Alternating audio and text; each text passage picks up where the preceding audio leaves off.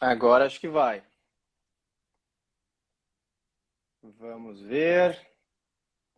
Doutora Luísa, falta a doutora Luísa entrar ainda. Agora deu. Agora sim! Que Eu falta de fiquei com... educação! Você chega na festa dos outros e os E outros eles não não abrem a estão. porta para você. Mas eu também não consegui abrir a porta. Você abriu a porta, eu não consegui. Agora sim, estamos aqui. Tudo bem, doutora Luísa? E aí, querida, tudo bem? Obrigada pelo convite. Um prazer falar com Imagina. você. Um prazer estar contigo de novo. Já estava com saudade das nossas conversas. A gente teve a oportunidade de se conhecer e depois a gente não se encontrou de novo. E no meio dessa pandemia louca, tudo vai ser virtual. Então a gente vai se encontrar por aqui mesmo, pode ser? Com o maior prazer. Legal. Bom, gente, sejam bem-vindos a mais uma live da Hope Neuropsiquiatria. Lembrando a vocês que todas as quintas-feiras, às 19h30, a gente aborda alguma temática que se comunica, de alguma maneira, com o universo das demências. E se vocês quiserem acompanhar as lives que já foram feitas nas últimas semanas, vocês podem entrar no perfil da Hope e elas estão todas salvas. Então, se vocês quiserem rever algum tópico, entender um pouco mais algum conceito, vocês entram lá, todas as lives estão gravadas. Tá? E outra coisa, colaborem com as temáticas, mandem suas dúvidas e a gente vai construindo esse cronograma em cima do que vocês querem saber, do que vocês querem entender um pouco mais, tá bem? Hoje o assunto, eu sempre digo isso, mas hoje o assunto é super importante para mim. Não é um conceito tão estranho quanto outros, eu estou um pouco mais familiarizado, mas eu ainda preciso colocar em prática. Talvez eu tenha conversado um pouco sobre o meu estilo de vida com a doutora Luísa quando a gente se conheceu, mas se eu não conversei, hoje é o dia, porque eu não tenho um estilo de vida muito saudável. Eu tenho 30, eu acho que está num bom time para modificar muita coisa, a doutora Luísa vai me falar hoje.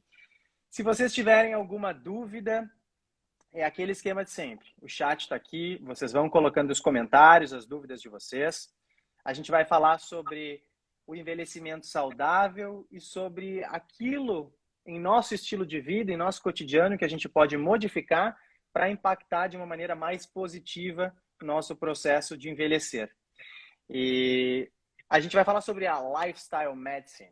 E logo vocês vão entender um pouco mais o que é isso, qual é a tradução para o contexto brasileiro, não só a tradução do título, mas também a tradução de todo esse conceito, né, doutora Luísa? Acho que a gente pode adaptar um pouquinho. Tem algumas frases do brasileiro que eu vou trazer aqui para a nossa conversa e a gente vai tentando entender como que isso acontece dentro do seu consultório.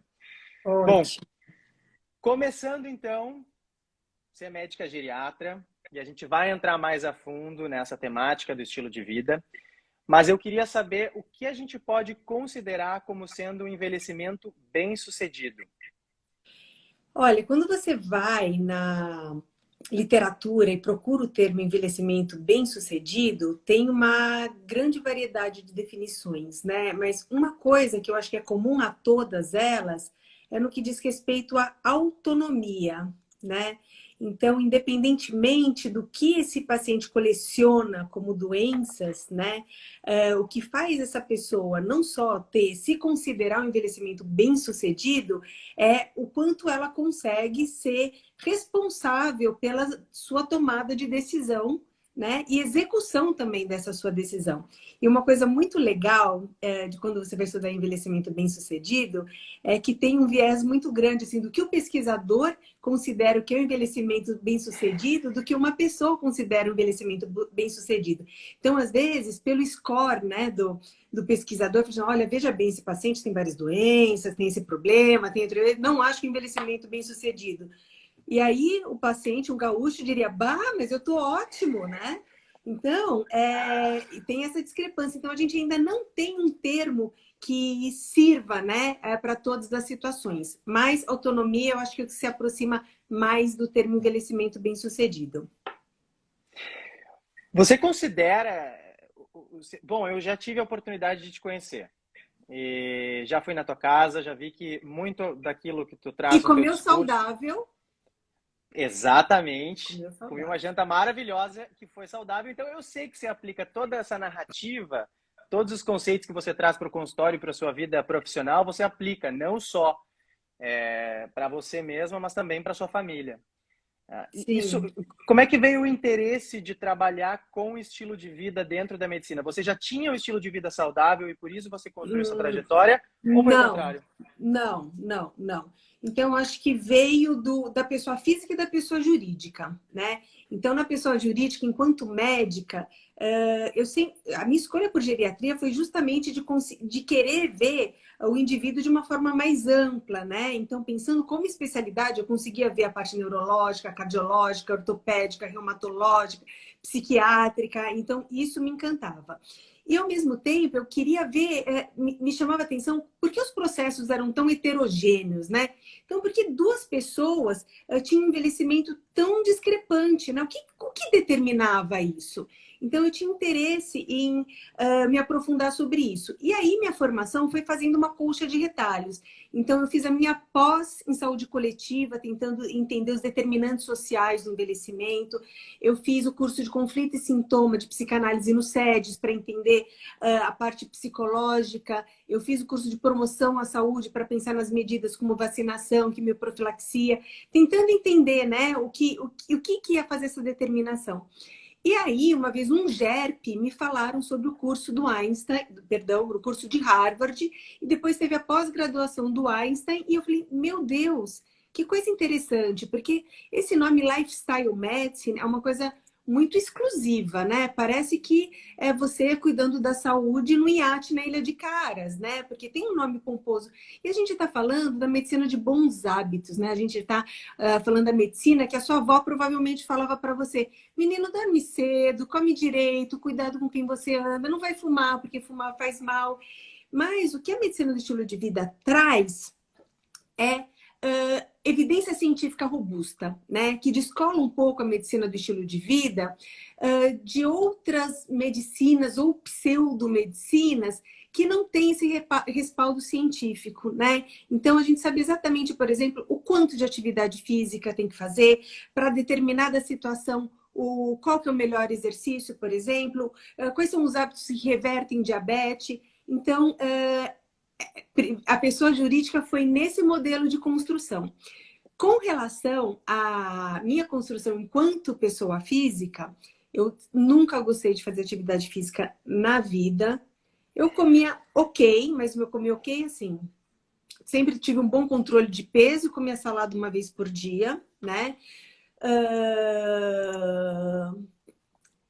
Fumei na faculdade de graça, assim, de farra. Acho que enfim, acho que tem uma parte da vida a gente bebi mais do que eu deveria também, fiz um uso abusivo, que são mais do que 4 doses por dia. Então, assim, era bom, mas não era assim, nossa, tá de parabéns, né?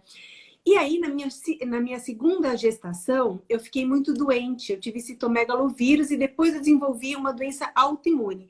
Então, eu tive uma necessidade tão grande no meu sistema imunológico de bloquear o vírus para que passasse para o meu bebê, que isso desregulou meu sistema imunológico e eu desenvolvi uma doença autoimune que se chama síndrome de Sjögren.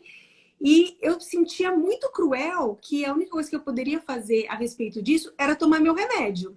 Então eu achava que eu tinha que ser mais ativa nesse processo e comecei a estudar também. Isso acabou convergendo para medicina do estilo de vida.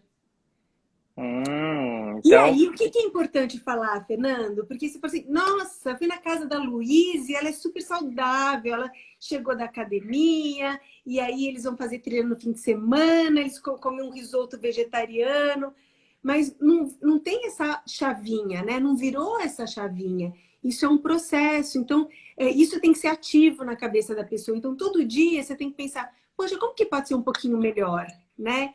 E isso foi se construindo, né? Então, assim, não é uma linha de chegada, cheguei, tenho um estilo de vida. É um caminho que nunca acaba, né? É um processo.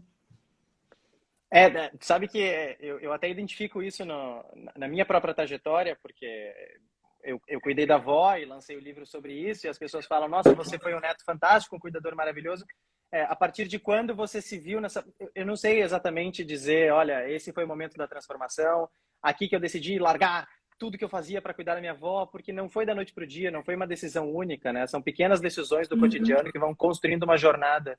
Sim. E quando você se vê ao final de 6 anos de cuidado, você se vê um cuidador construído e não um cuidador feito desde o princípio. Uhum. Acho que deve ter sido mais ou menos assim a tua jornada como hoje a médica que cuida do estilo de vida de tanta gente, mas primeiro transformando ao longo de um processo seu próprio estilo de vida, né?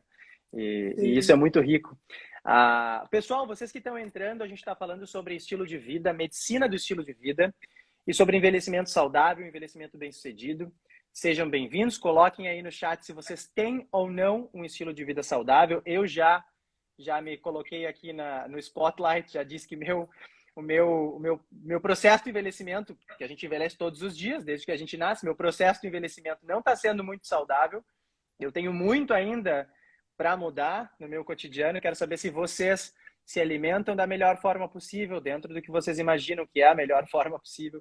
Se vocês praticam exercício, se vocês abusam de álcool. Inclusive, doutora Luiz, essas 4 doses por dia, dá para acumular para o final de semana? Não, Ou não é não são 4 acumulativo? doses por dia. Pera, vamos explicar. Então, olha só. O que a gente tem então, a gente fala de um uso de substâncias recreativas que sejam um uso não nocivo, né? Então, o álcool tem uma certa proteção cardiovascular, mas qualquer dose de álcool aumenta o risco de câncer, tá? Então, onde que bate assim, né? Que equilibra, né? Então, até nisso existe machismo. São 7 doses para mulher por semana e 14 doses para homem por semana. Homens até 60 anos. Fez 60, vira mulherzinha, só pode tomar 7 doses por semana. Não pode acumular todas no fim de semana. Existe o que a gente chama de uso abusivo, binge drinking, que são 4 doses no máximo por dia, totalizando 7 para mulheres por semana, ou então 14 para o homem com menos de 60 anos, tá? Boa. E aí eu já trago uma pergunta que estava aqui na minha cabeça desde o princípio. Eu acredito que essa tradução, a gente vai entrar mais a fundo no que é a lifestyle medicine, a medicina do estilo de vida, mas acredito que essa tradução conceitual, trazer de fora esse conceito para o Brasil, deve sofrer alguma resistência da população. Uma delas e a gente vê isso, eu acredito que no teu consultório, na geriatria, tanto quanto outras práticas da medicina, mas a partir do momento que a pessoa recebe uma receita, seja ela de uso contínuo, seja ela para um tratamento qualquer, a primeira pergunta que o paciente brasileiro faz é se ele pode beber. É impressionante. E aí pode, né? Então não é isso. Isso que é o legal da medicina do estilo de vida, porque tem uma questão do conteúdo, né? Dos pilares. Então, o que eu devo pensar de alimentação, de atividade física, de estresse, de substância recreativa, de sono, de conexão. Mas também tem a forma com que você apresenta isso. A medicina do estilo de vida coloca o paciente como ator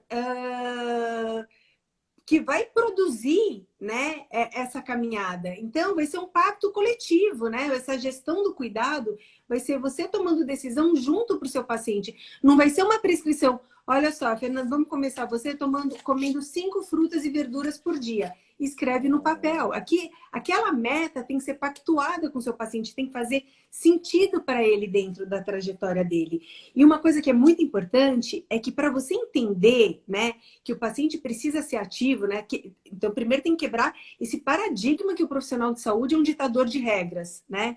Então, para você conseguir fazer isso, você tem que passar pelo processo. É um pouco que nem na psicanálise, né? O psicanalista tem que ser analisado para poder também analisar. Então, eu até dou um curso, vou fazer a merchan, hein? Sigam o universo.mev e a gente fala de medicina do estilo de vida para profissionais de saúde e a gente fala o tempo todo. Você tem que ser o seu paciente número 1, né? Então, isso é tão importante para o profissional de saúde, para a prevenção de burnout, para a prevenção de depressão. E vários estudos falam que o médico que tem um bom estilo de vida, ele também prescreve e orienta mais o paciente, né? Então, essa coisa de faço o que eu digo e não faço o que eu faço, não funciona. Não tem uma história de Buda com o uso de açúcar? Eu me lembro uma vez um médico me contou que uma mãe trouxe o filho até ele e disse, por favor, diga ao meu filho para que ele coma menos açúcar. E ele disse, ok, volte daqui 2 semanas. Ele voltou dali 2 semanas e ele simplesmente olhou para a criança e disse, você deve comer menos açúcar. E a mãe olhou para ele e disse, poxa, por que você não disse isso 2 semanas atrás? Porque 2 semanas atrás eu comia muito açúcar. Então, eu acho muito legal essa ideia de mude primeiro dentro de suas bases e depois multiplique isso para outras pessoas, porque senão vira vira uma bagunça. Ó, a gente tem o pessoal comentando aqui, o Newton diz que gostaria de fazer mudanças em sua própria vida. Acho que o primeiro passo está dado, é assistir a nossa live. Eu também vou descobrir como fazer isso. A Dorothy disse, o povo bebe isso aqui em casa. Pessoal, aqui também. E a Kátia disse que começou a mudar o estilo de vida dela aos 54 anos. O povo está comentando aqui, estou observando. E, bom, Luiz, o foco da Hope Neuropsiquiatria é no contexto das demências, né? Está nesse universo, nesse ecossistema. E muitas pessoas ainda imaginam e acreditam que o surgimento de um diagnóstico como Alzheimer é um fracasso, né? Ou seja, se envelheceu mal, se desenvolveu uma demência. E por aí a gente vai acreditando que, e dentro desse estigma que nós ainda convivemos com, a pessoa fracassou no seu processo de envelhecimento e é dali para baixo.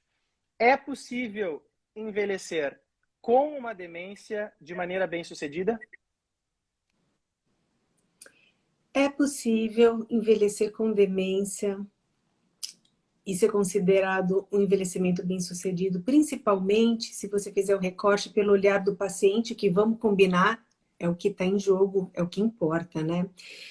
E aí, eu fiquei até arrepiada, sabe, Fernando? Porque eu nunca tinha pensado dessa forma, isso me fez fazer uma reflexão aqui, que uma coisa que determina isso é um dos pilares da medicina do estilo de vida, que é o pilar de conexão, né?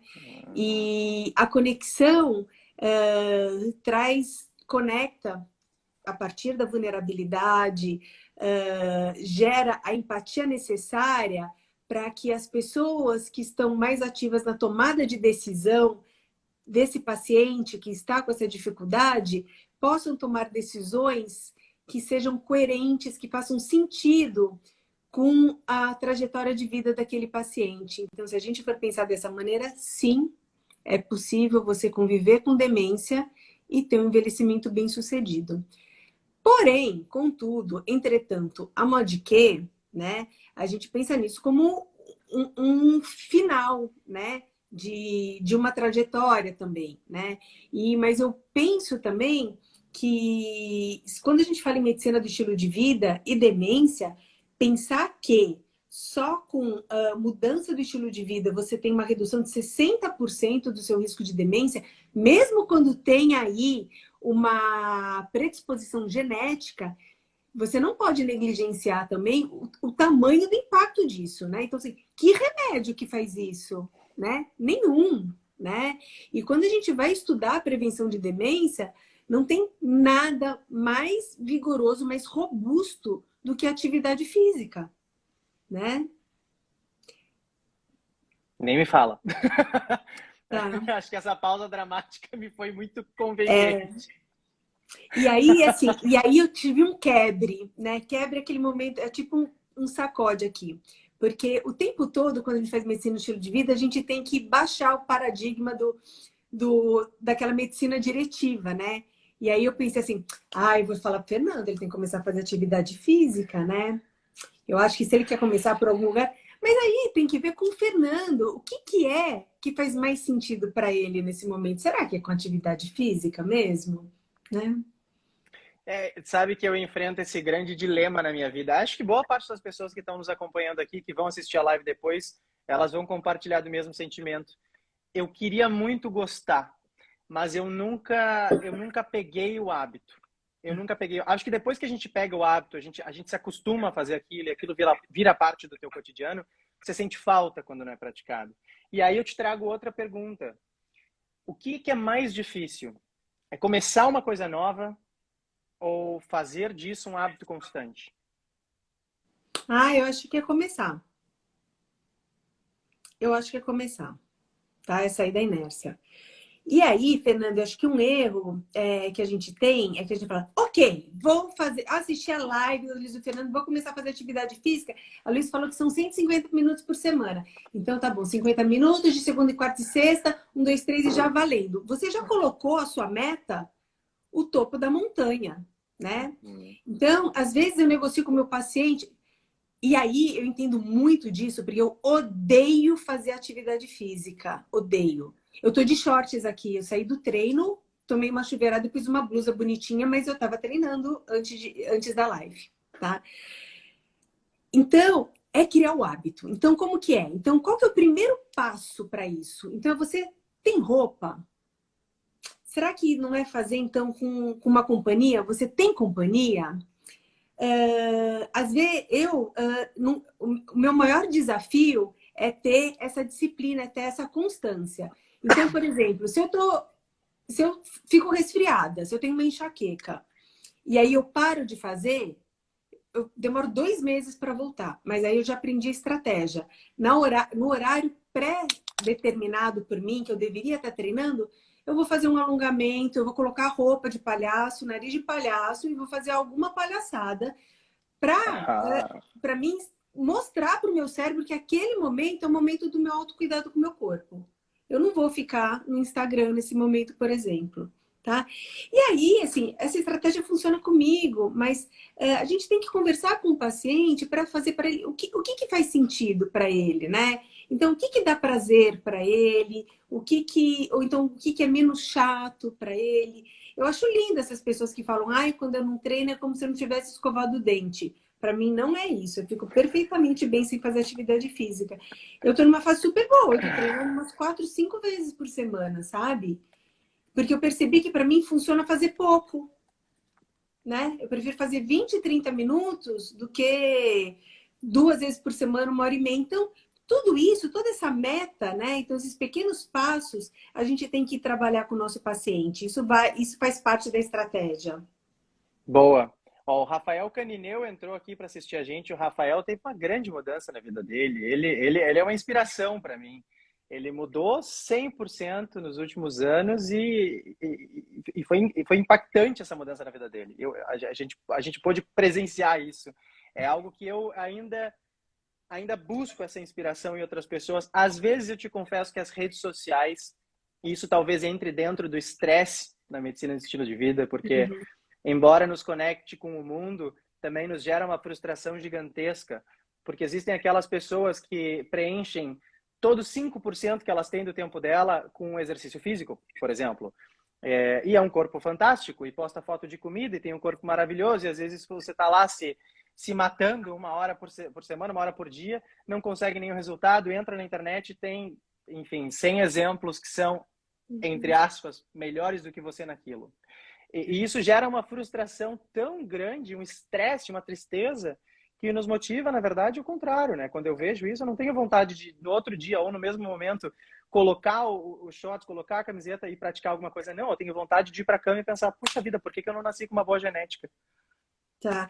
Então, não adianta nascer com uma boa genética, né? Porque só 20% é genética, todo o resto é a gente que faz o estrago ou o caminho. Mas deixa eu mandar um beijo pro Rafael, pessoa queridíssima. Nossa, que privilégio ter ele assistindo aqui. E aí, o que me traz isso, sabe? Conhecimento não é mudança de comportamento, tá? O que faz as pessoas mudarem, na verdade? Primeiro, elas sentirem que elas podem, né? Então, elas terem essa sensação de autoeficácia e elas perceberem o quanto que isso é importante na vida delas, né? Então, se você não achar que isso é importante para você, isso não vai fazer o mínimo sentido. E se você não se achar capaz disso, você também não vai fazer. E você vai na rede social e vê aquele corpo que é de mentira, né? Aquele estilo de vida que é de mentira. O que acontece com a sua autoeficácia? Vai lá para baixo, tá? Então, eu acho que medicina do estilo de vida é um pouco da busca do o melhor que você pode ser naquele momento. Isso é legal. Ó, a Helena, ela explicou que aos 71 anos ela adora fazer exercício físico. E a Luana diz que tudo aquilo que fazemos hoje reflete em nossa vida, exatamente o que a gente está trazendo aqui. E também falou que a avó dela tem Alzheimer há 19 anos e que ainda tem bons momentos. A gente estava falando sobre envelhecer de forma bem-sucedida, né? Doutora Luíse, a gente sabe que a geriatria, dentro das práticas da medicina, já é uma linha de pensamento um pouco mais global, né? Que não olha pedaços isolados do ser humano, mas que congrega tudo em uma visão unificada, sistêmica. Qual é a grande diferença, por exemplo, entre a prática da geriatria e a medicina do estilo de vida?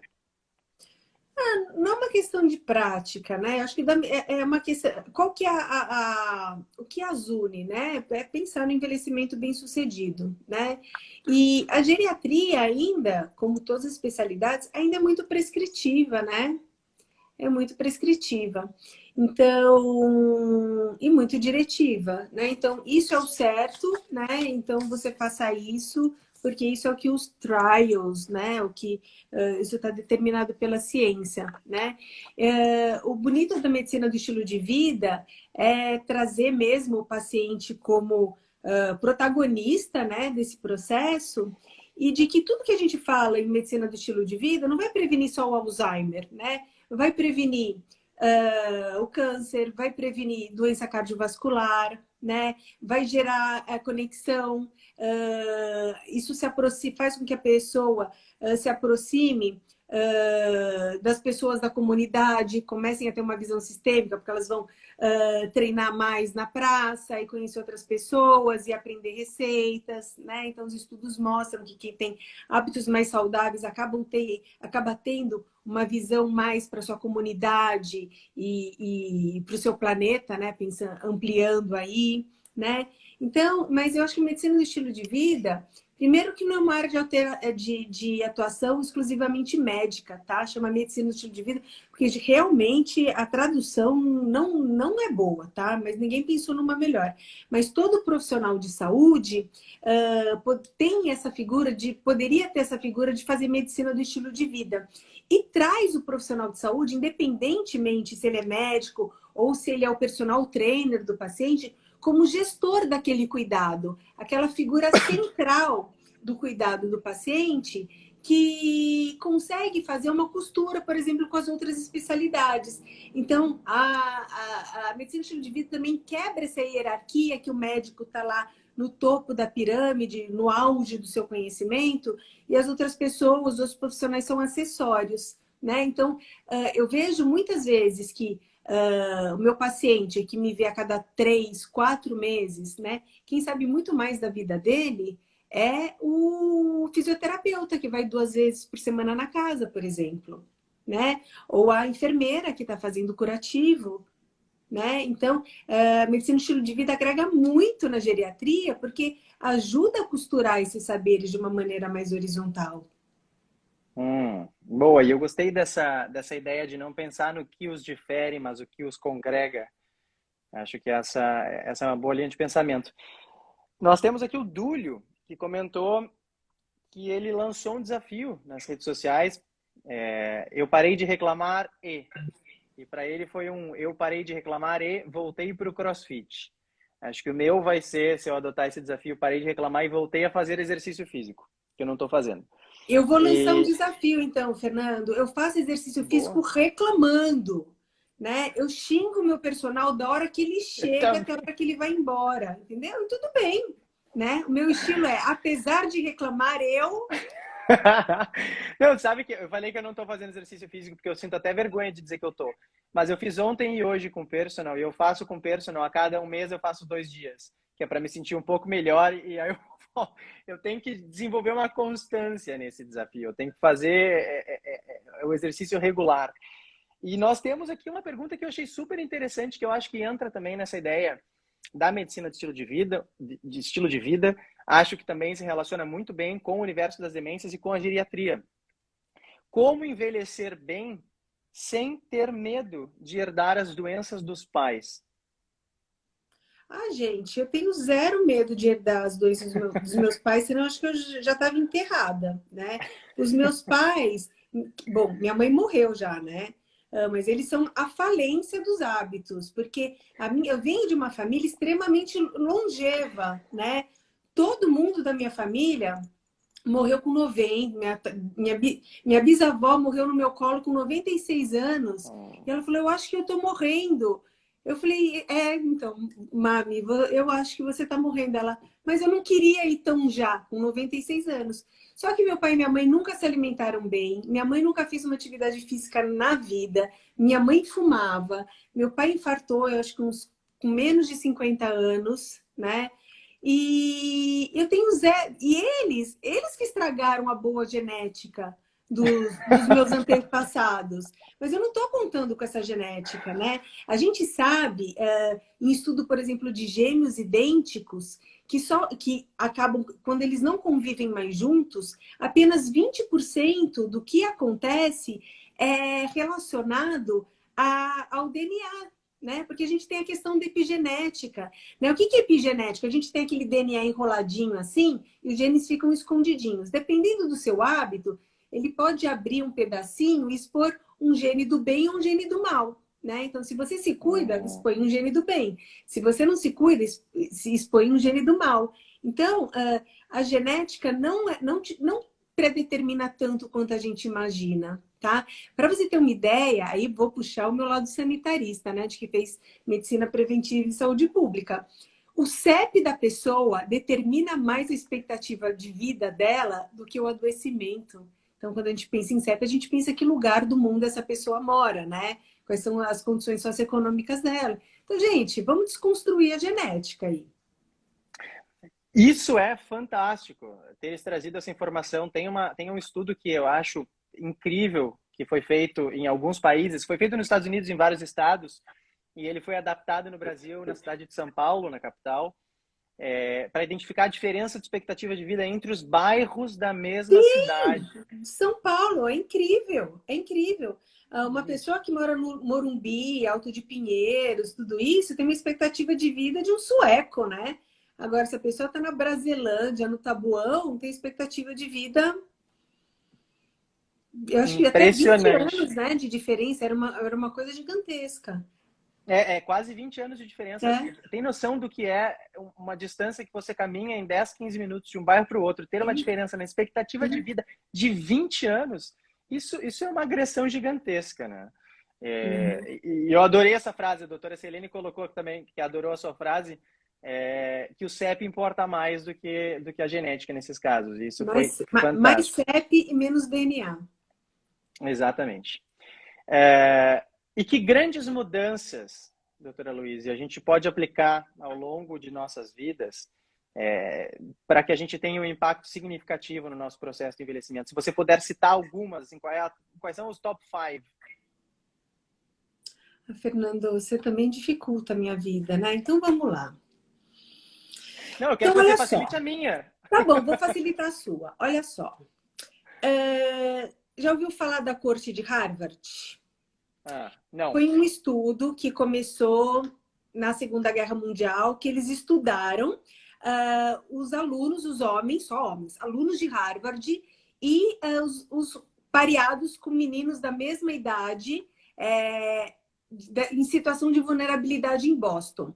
E seguiram essas pessoas por mais de 60 anos. Hoje, tem pessoas, tem nonagenários, né, que ainda continuam sendo seguidos.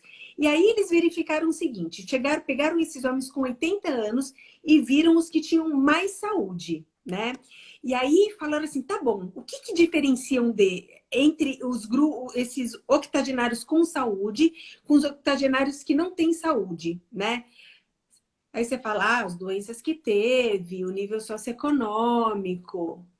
O que determinou uma maior qualidade de vida, envelhecimento bem-sucedido, essas pessoas de 80 anos terem tido boas conexões durante a sua vida. Tá certo? Então, o principal determinante de felicidade, de qualidade de vida, de menos adoecimento, envelhecimento bem-sucedido, são as conexões, tá? Agora, se a gente for pensar, porque as conexões, ela acaba sendo uma alavanca de várias outras coisas, né? Então, você tem um melhor autocuidado, você se exercita mais, come melhor, enfim, né? Tem desdobramentos. Mas eu acho uma coisa interessante para a nossa população em envelhecimento é que se a gente pensa na grande alavanca, tá? O que tem um poder maior, né? No impacto é a alimentação no decorrer da vida. Mas no paciente que já é idoso, o que mais tem impacto é a atividade física. Então, você vai mitigando, né, a importância da alimentação no decorrer da vida. E aí, isso é uma coisa muito prática no consultório. Mas, doutor, ele só quer comer o macarrão e não sei o que lá.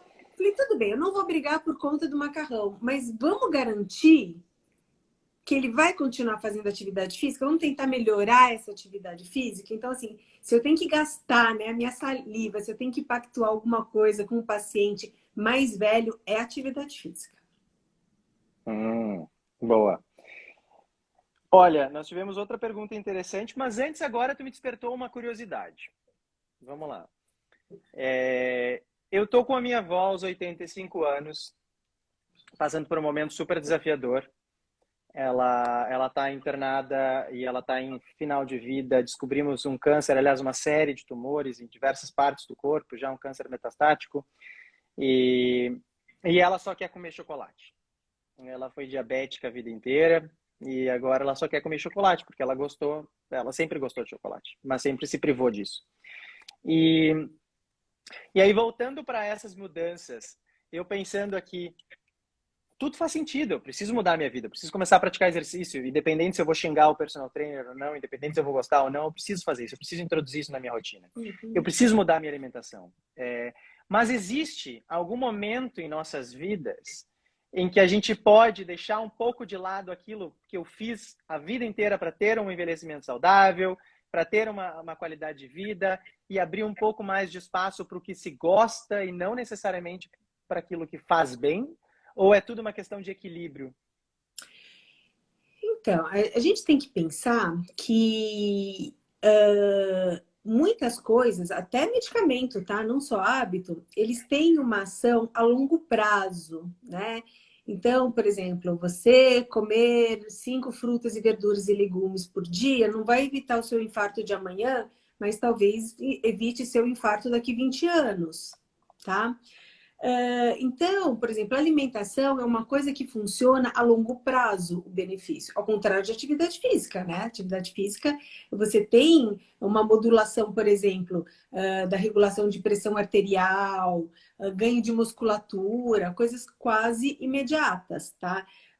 Não estou falando do caso da sua avó, a gente já tinha conversado um pouquinho sobre isso, eu sinto muito vocês estarem vivendo por isso, ela tem muita sorte de ter você como neto, com a sua expertise.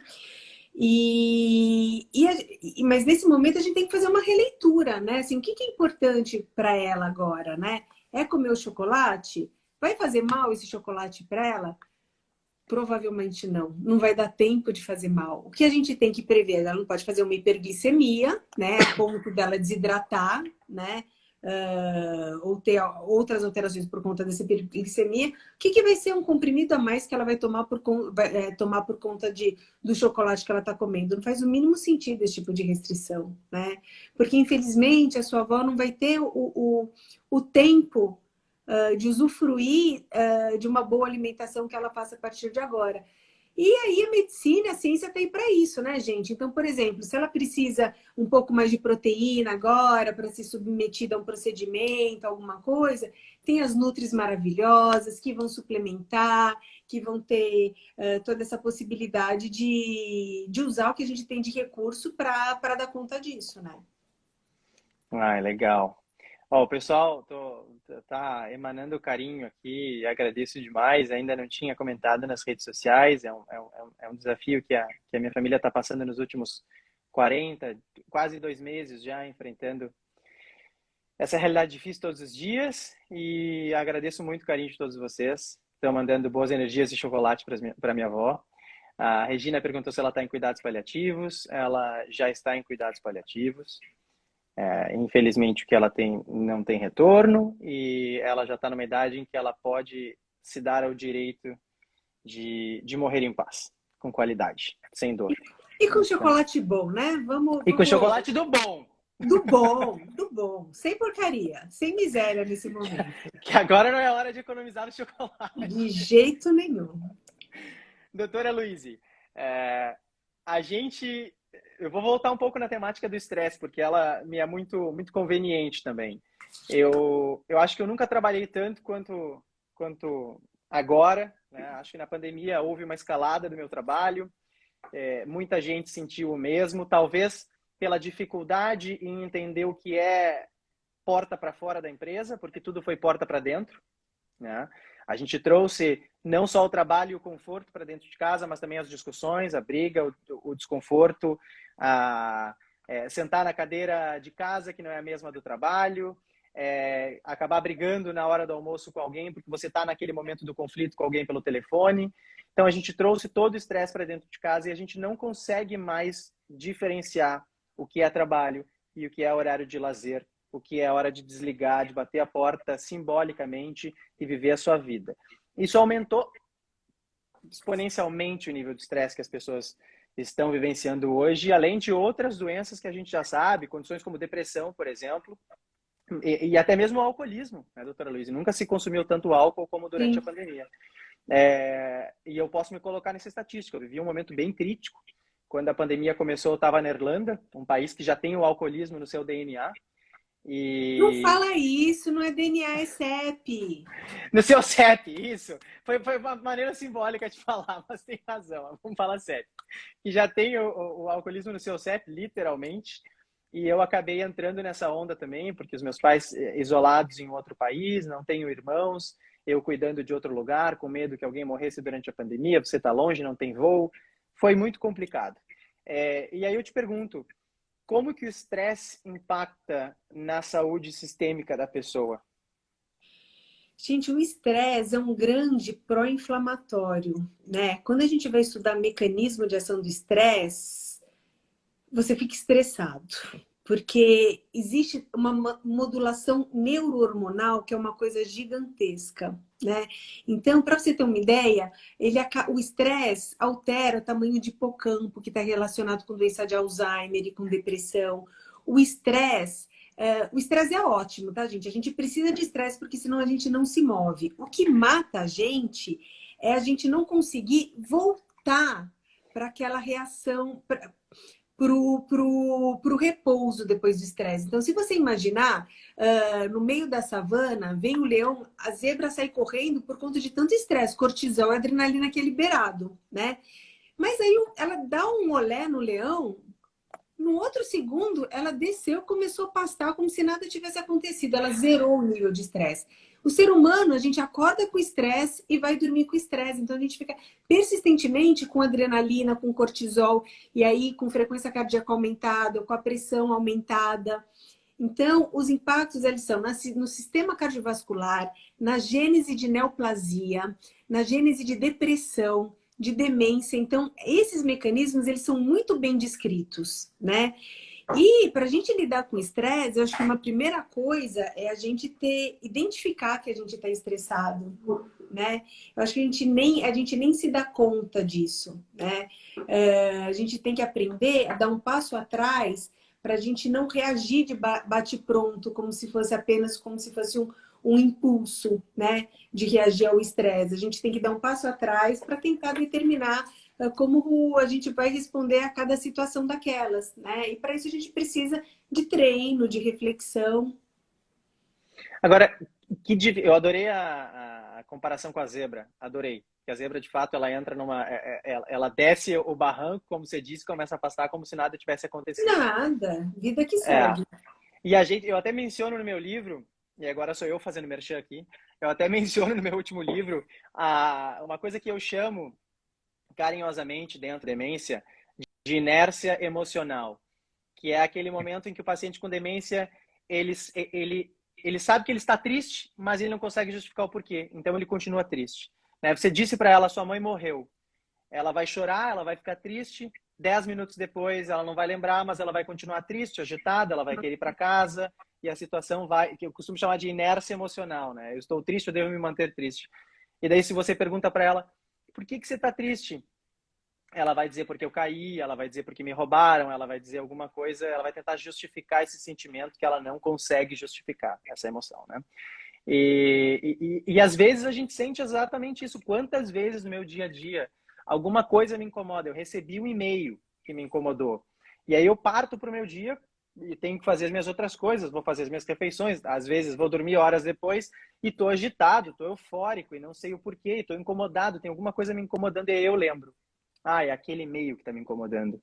E aí vou resolver isso. Então, às vezes, fica em uma camada um pouco mais externa, mas você continua numa coisa que a zebra não faz, que é se manter em alerta com relação àquilo. E aí eu te pergunto, como que a gente pode gerenciar o estresse? Muitas famílias estão acompanhando a nossa live e tem alguém com Alzheimer. Ó, o Dúlio está falando aqui que a avó dele teve Alzheimer, inclusive. E como que a gente pode gerenciar esse estresse quando a gente cuida de alguém? Quando esse estresse não é por conta do trabalho, que você bate a porta às 6 horas da tarde, você vai viver sua vida, quando a sua vida é o gatilho desse estresse. Ah, é tão amplo isso, né? Acho que a primeira coisa é identificar quais são as situações que te estressam mais, né? E pensar em estratégias para ela, né? Então, por exemplo, será que é a hora do banho? Mas vem cá, será que precisa tomar banho todo dia? Né? Fantástico. Onde que está escrito, gente? Que assim, eu li um monte de livro de medicina tudo lá atrás, metade, eu não tem um que fala que tem que tomar banho todo dia, tá? Será que você está estressado? Porque quando você pede ajuda, a pessoa faz do jeito que ela faz, não do jeito que você faz, do jeito que você gostaria que ela fizesse.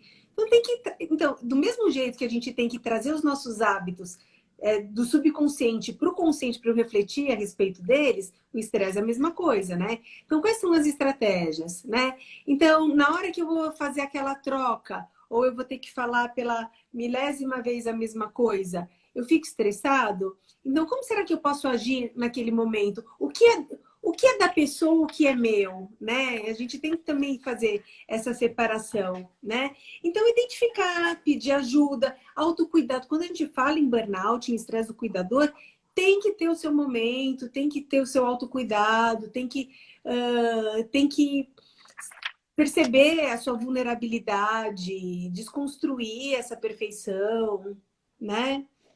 Nossa, que dica de milhões para quem está assistindo, porque O do comigo foi banho? exato também, especialmente do banho, porque quem cuida de alguém com Alzheimer sabe que um dos momentos mais desafiadores é o banho. A gente se obriga a passar por esse momento todos os dias como se fosse uma regra, Gente, né? parece que o cuidador tem um checklist e que no final do dia aqui tem tudo checado. Ele esqueceu que durante o dia vários outros pratinhos vão aparecer para ele fazer isso, né? Então, assim, a gente tem que saber onde que a gente vai colocar a nossa energia, sabe? Para mim foi muito desafiador no começo da pandemia eu fazer em casa comida, faxina, teleconsulta e cuidar do homeschooling das crianças, né? Ah, Eu comecei a praticar meditação, já parei, já tô boa, não, mas a meditação me ajudou, por exemplo, a dar um passo atrás cada vez que o meu filho me perguntava pela milésima vez onde que estava o livro, que ele não estava sendo o livro. Então, assim, e aí eu gritava, e aí ele chorava e a gente não achava o livro. Então, não é melhor como que eu posso agir de uma maneira que esse menino já fique com o livro, amanhã ele acorde com todo o material arrumado? Entendeu? O grito não é uma... Em vez de me aliviar, o grito, ele acaba gerando uma situação estressante em toda a família, né? Então, quem disse que eu tinha que fazer faxina todo dia no banheiro? Porque a gente pode falar, você vai tomar banho, aproveita e passa um pano aí no banheiro. Então, assim, são várias coisas. Então, primeiro a gente tem que desconstruir esse checklist, gente. maravilhoso, maravilhoso. Sabe que comigo foi exatamente assim. Tu vai falando e eu vou associando ao meu passado, né? Junto com a minha avó e algumas coisas do estilo de vida ao meu presente também.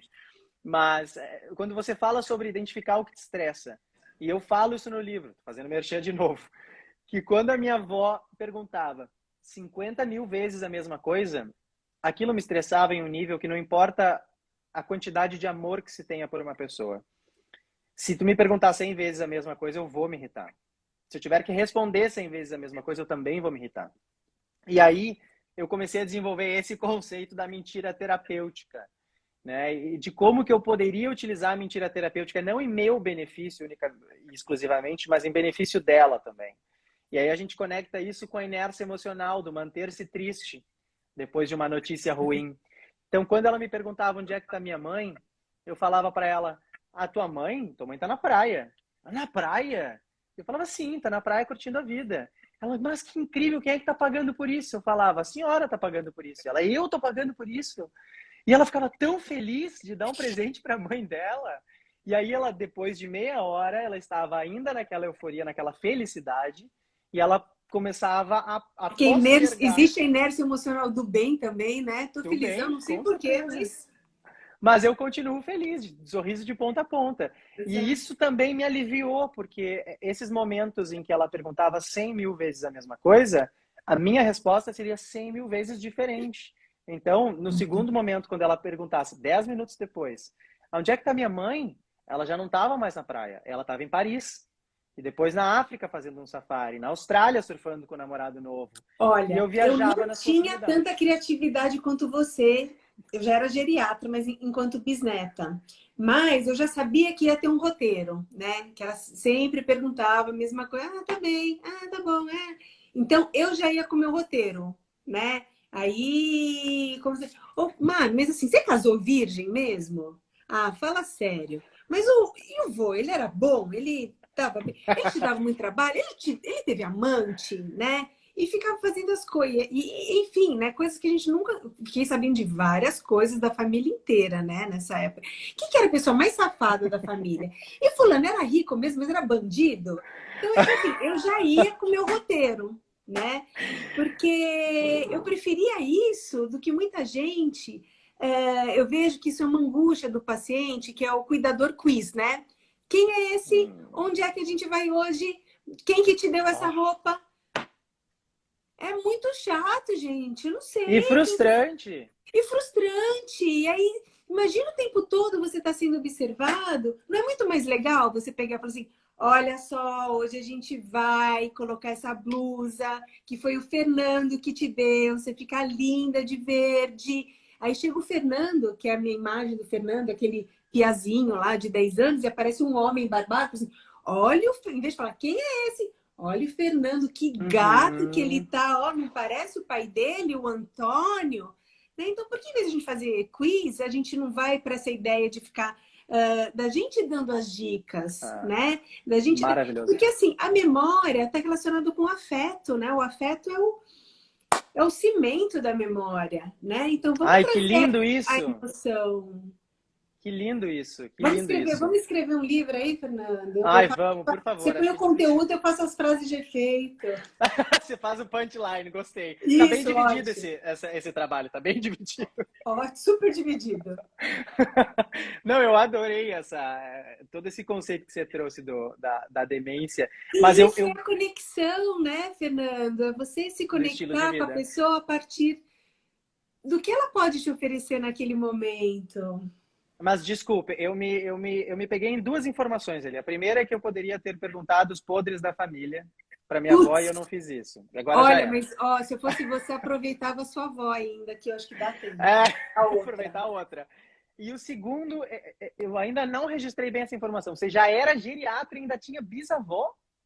Fernando, eu tive tataravó. Eu não Meu falei que meu pai e minha mãe, Deus. a genética da família, mas eu não me apego à genética, porque isso não diz respeito a mim, né? Gente, olha aí o fã-clube da Luísa, ó. Cláudio. Gente, eu tô Ah, ele chocado com essa ele é informação. puxa-saco. Maior geriatra do Brasil.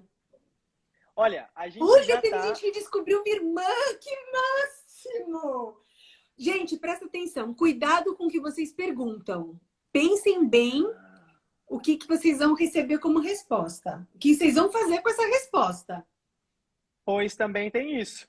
Também Sabe que tem isso. esse negócio da irmã, Luiz, eu vou aproveitar esses últimos minutos para contar essa história também.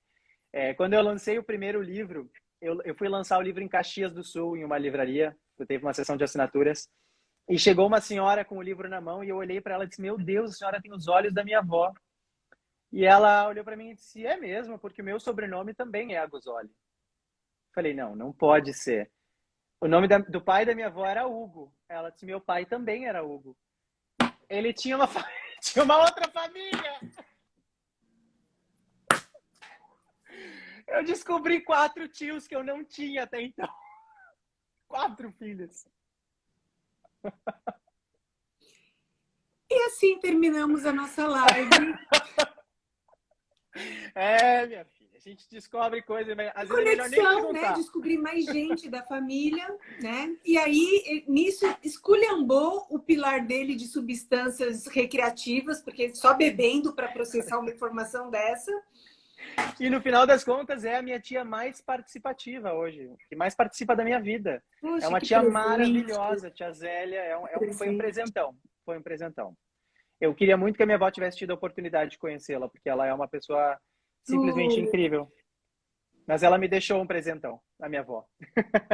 E, bom, eu não fiz a metade das perguntas que eu queria te fazer. Acho que o assunto fluiu muito bem. Foi muito legal. Inclusive, eu vou ter um outro convite para ti depois. Te mando lá por mensagem. Mas antes eu queria que tu me dissesse, eu vou te Manda provocar. hoje, porque eu não sei lidar meu estresse, eu sou meio imediatista, tá? Pra eu poder dormir bem.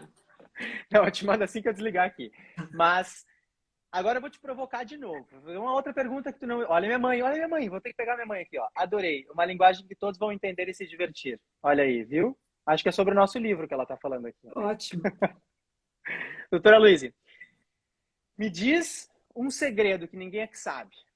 É uma coisa que pode ser óbvia, mas que a gente não sabe, porque muitas vezes essas informações são óbvias, mas a gente não assimila elas antes que alguém nos diga. Sobre estilo de vida, sobre a medicina de estilo de vida, sobre a geriatria, sobre as demências, sobre tudo junto. Me diz uma coisa, nos dá uma dica, pode ser um grande vilão ou um grande aliado. E o que a gente pode aplicar? Agora que a minha mãe está assistindo, capricha. Tá bom. Eu acho que vamos falar da alimentação, que é a grande alavanca, tá? Principalmente nas primeiras décadas de vida. Ah, já sei do que eu vou falar. Uma coisa linda. Não é frase minha, tá, gente? Mas olha, o segredo da boa alimentação é você descascar mais e desembalar menos. Então não vamos perder tempo assim, ai, mas carne pode, carne não pode, é melhor vegana, é melhor vegetariano. Para com isso, gente. Tenta prestigiar uma alimentação que você prepara, que você descasca, que você desembala, né? E não desembala, tá?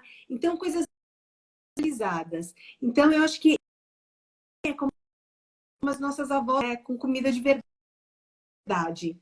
Então, eu acho que eu... Ih, foi muito fraco essa? Quer que eu me esforce Não, foi mais? muito Foi legal. Acho que foi bom? um punchline Tá? bem, Então, bem assim, bacana qual que que a é o gente viu. grande vilão? O grande vilão é ultraprocessado. Pega o rótulo lá. O rótulo sempre é da coisa que mais tem para a coisa que menos tem, tá? Então, eu li o primeiro, eu sei o que é, eu li o segundo, eu sei o que é. Começou, a partir do terceiro, ter um monte de coisa que você nunca ouviu falar, é ultraprocessado, tá bom? Então, se você fala assim, Vol, o que é glutamato monossódico? Então, você já sabe que aquilo lá não presta. Não coma nada que você não sabe de onde veio, o que significa. Eu acho que é uma Olha aí, grande dica.